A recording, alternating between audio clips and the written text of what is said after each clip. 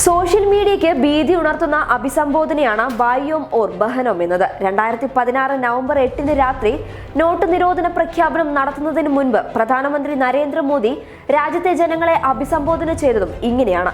പിന്നീട് വരാനിരിക്കുന്ന വൻ ദുരന്തത്തെ കാണിക്കാനായി സമൂഹ മാധ്യമങ്ങളും ഈ പ്രയോഗം ഉപയോഗിച്ചു തുടങ്ങി.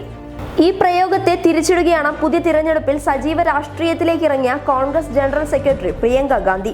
പൊതുവെ ഉത്തരേന്ത്യയിൽ അഭിസംബോധനയിൽ പുരുഷന്മാരാണ് മുന്നിൽ, എന്നാൽ മലയാളത്തിലടക്കം സഹോദരന്മാരാണ്. പ്രിയങ്ക ഇക്കാര്യത്തിൽ കേരളത്തെയാണ് മാതൃകയാക്കിയിരിക്കുന്നത്.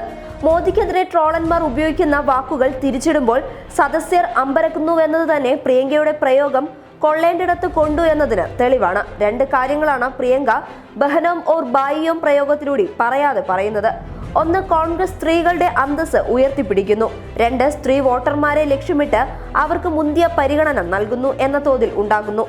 ഒന്ന്, കോൺഗ്രസ് സ്ത്രീകളുടെ അന്തസ് ഉയർത്തിപ്പിടിക്കുന്നു. രണ്ട്, സ്ത്രീ വോട്ടർമാരെ ലക്ഷ്യമിട്ട് അവർക്ക് മുന്തിയ പരിഗണന നൽകുന്നു എന്ന തോന്നൽ ഉണ്ടാക്കുന്നു. അതേസമയം രാജ്യം ഭീതിയോടെ മാത്രം ശ്രവിക്കുന്ന ഒന്നാക്കി ഭായിയോം ബഹനോം പ്രയോഗത്തെ മോദി മാറ്റിയിരിക്കുന്നുവെന്നാണ് പറയാതെ പറയുന്നത്. News desk public Kerala.